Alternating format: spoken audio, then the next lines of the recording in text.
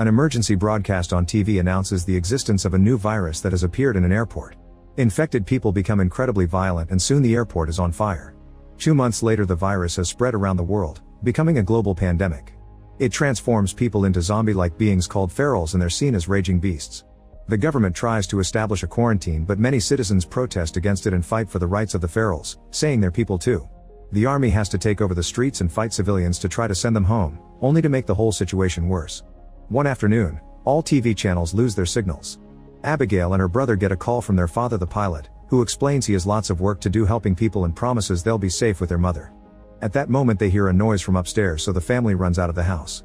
When they're about to get in the car, a feral jumps out and tackles the mother to kill her. Abigail immediately hides under the car and has to watch how the feral attacks her brother too. When a police siren starts wailing nearby, the feral runs away. Afterward Abigail hears her brother call her name, but her mother transforms into a feral and finishes killing him.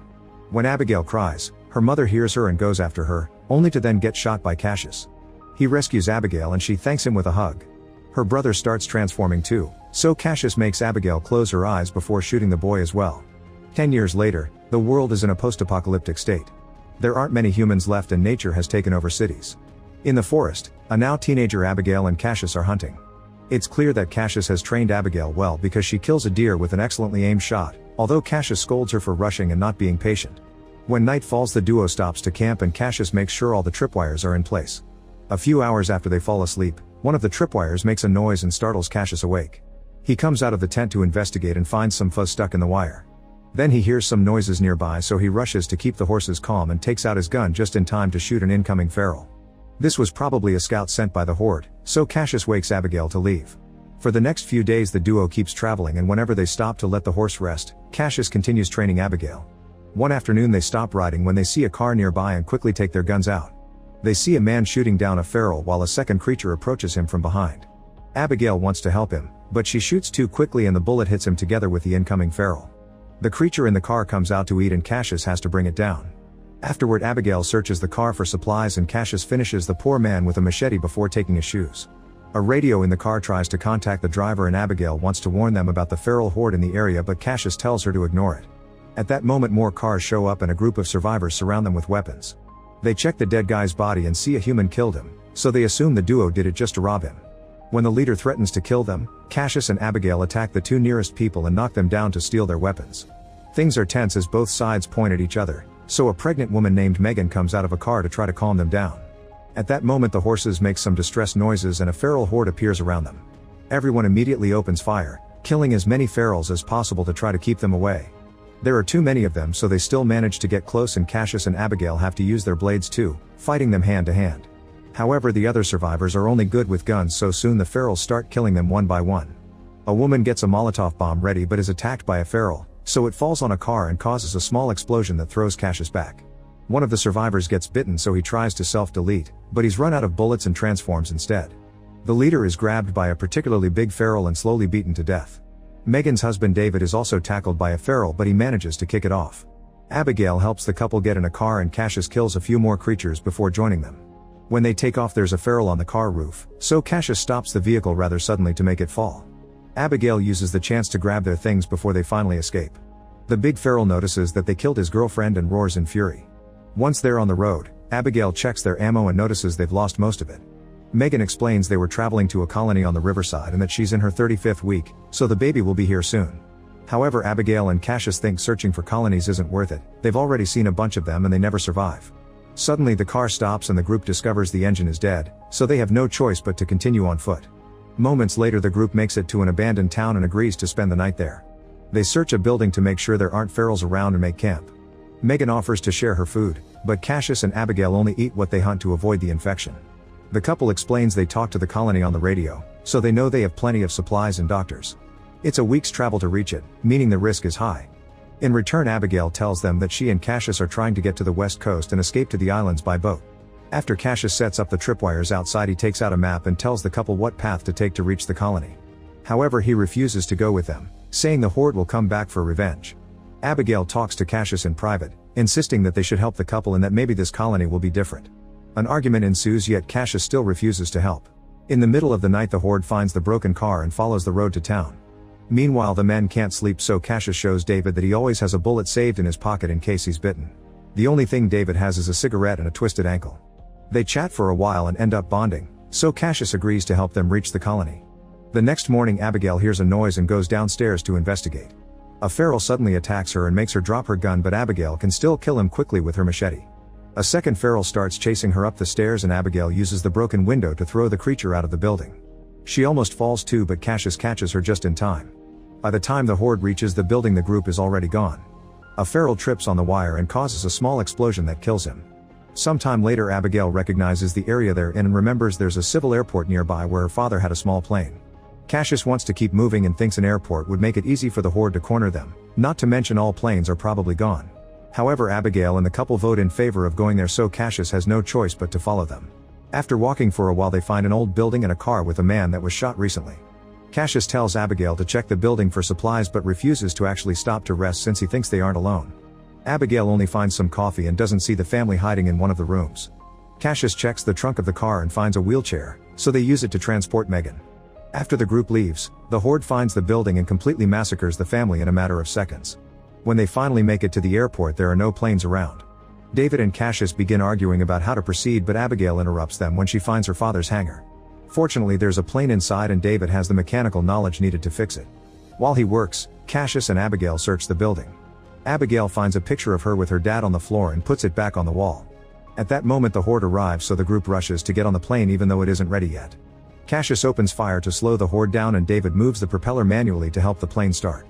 Abigail's knowledge of flying is vague and the plane is going slow, so the horde is getting too close. Thankfully, she finds the right button soon and the plane begins gaining speed. A feral still manages to hang on the door and Cassius has to shoot it to make it fall. Then the plane takes off and the group gets to escape. However, they only fly around for a few moments before the plane starts failing and going down. Abigail tries to land it, but the plane crashes against a bunch of trees and falls to the ground. Luckily, it lands on its wheels and everyone survives with just a few wounds. There's a train station nearby, so after making sure it's empty, they decide to rest there. Cassius opens the map and discovers it'll take them 2 days to reach the colony, so they'll leave first thing in the morning.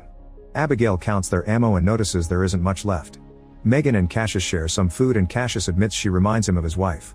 He reveals he had to kill her infected family and that later she self-deleted because she couldn't take it anymore. Cassius also shares the story of a kid in his hometown who got bitten. Since the wound didn't hit an artery, it took him a couple of days to totally transform.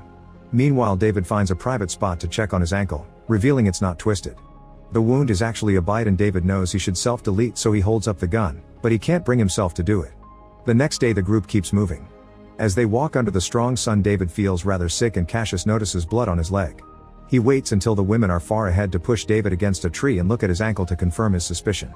Cassius gives him the option to tell everyone on his own terms, but if he doesn't do it soon, he'll shoot him. In the evening, the group finds a house with the lights on. When they come closer, a voice asks them what they want. Cassius thinks it's too dangerous, but Abigail approaches the house and explains they need help, swearing they mean no harm and mentioning the pregnant woman. Norton opens the door and holds them at gunpoint as he asks them to leave all their weapons in the chest outside. Then he invites them inside, showing a very sweet and welcoming attitude. Cassius points out the house has power and Norton explains he's an engineer, so he's built a few devices that provide electricity and hot water.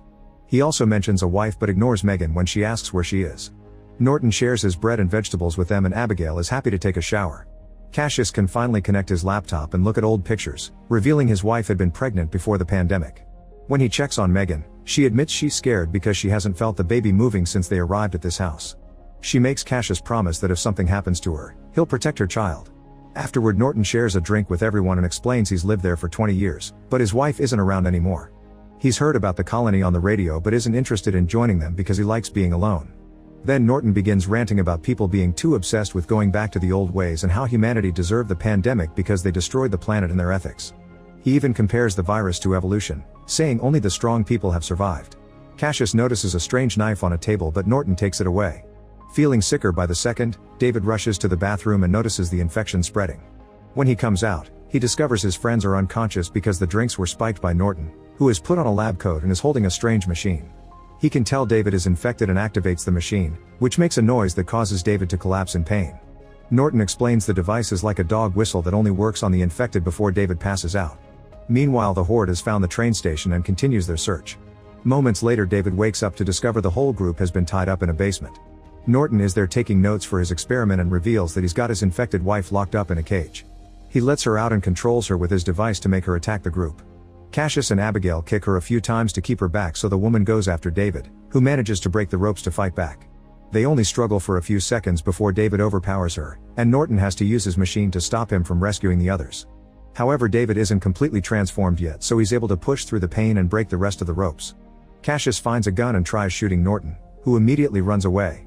The group rushes upstairs and locks the door behind them, so Norton starts hitting it with an axe.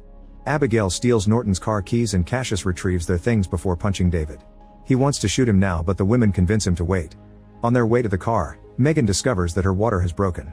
Norton comes out to watch the group drive away while his wife growls at him. When the car reaches the forest, the horde finally finds them and chases after them.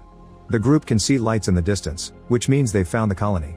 They try driving as fast as possible, but unfortunately the road is blocked by a tree and they must continue on foot. The horde is getting closer, so they open fire, but David runs out of ammo. Since he'll transform soon anyway, he tells the others to go while he buys them some time. The couple shares a heartfelt goodbye, and before the trio leaves, Cassius gives David his bullet. Once they're far enough, David smokes his cigarette and starts fighting the ferals hand to hand. He manages to defeat a few of them, but the big feral surprises him from behind and breaks his neck. The rest of the ferals chase after the other survivors, so Abigail has to open fire to protect Cassius as he carries Megan. She also starts yelling for help and gets the attention of the guards at the colony gate, who quickly shoot all the ferals chasing after the trio. When the rest of the horde sees the bodies and the lights, they immediately go back to the forest. Afterward, the heroes are allowed into the colony and Megan is taken to the infirmary where a midwife takes care of her. The next morning, after meeting the colony leader, Cassius tells Abigail that they should leave soon because humans can't be trusted. However, Abigail is tired of running and ignores him. Then Cassius talks to the midwife, who tells him the baby is fine but the mother only has a few hours left. Cassius visits his friend and learns that the baby is a girl named Hope. Megan reminds him of his promise and gifts him her family locket before finally dying. Meanwhile, Norton arrives at the forest and finds all the bodies. Wandering around allows him to see the colony too. At that moment, the horde tries to attack him, but he immediately controls them with his device and announces it's time for revenge. Back in the colony, Cassius is taking care of Hope and wondering what to do next. Abigail bonds with the local teenagers and joins a little party in the evening.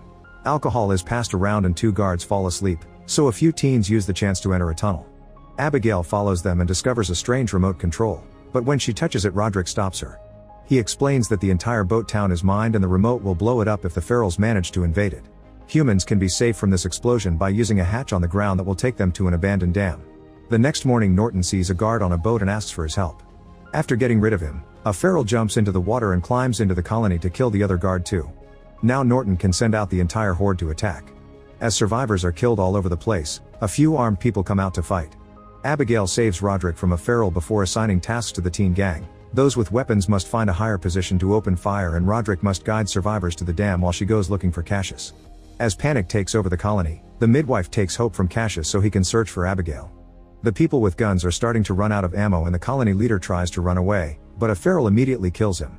Abigail shoots a feral that almost kills 2 young girls while Cassius stabs a creature to save 2 teenagers. Then Abigail and Cassius finally reunite and start fighting the ferals together using a combination of guns and hand-to-hand combat. When they see an opening, they try to join the evacuation, but Cassius gets distracted when he sees Norton and a feral tackles him down. Cassius manages to stab the creature only to be found by Norton, who starts kicking him while talking about making a safer world. After some struggle, Cassius manages to stand up and pushes Norton against a wall to smash the device over and over until it's broken. Then Cassius runs back to Abigail while the ferals jump on Norton to kill him. The survivors finish crossing the tunnel and make it to the dam, so they ask Roderick to activate the explosives, but he hesitates because Abigail isn't out yet. In the colony, the big feral tries attacking Abigail, so Cassius hits him with an oar. When the creature falls, Abigail notices his bracelet and is horrified to realize this is her father. The shock leaves her frozen, so Cassius has to snap her out of it and drag her to the hatch. The duo gets in the tunnel right before Roderick gets tired of waiting and blows the place up, killing every single feral in the colony. Afterward, the survivors discover an infected man among them. As Cassius tries to calm him down, a feral jumps out of nowhere and kills the guy. Then it turns to attack Cassius, triggering a fight. They continuously hit each other until they fall to the ground, where the feral almost bites Cassius. This time Abigail is patient and waits for the right moment to shoot, killing the creature without hurting her friend. The survivors watch the colony burn and wonder what to do next. Abigail tells them they can build a new home in the dam, and Cassius reveals he stole Norton's notebook with the instructions to build a generator. Make sure to subscribe and turn on notifications so you can watch more videos like this. Thanks for watching.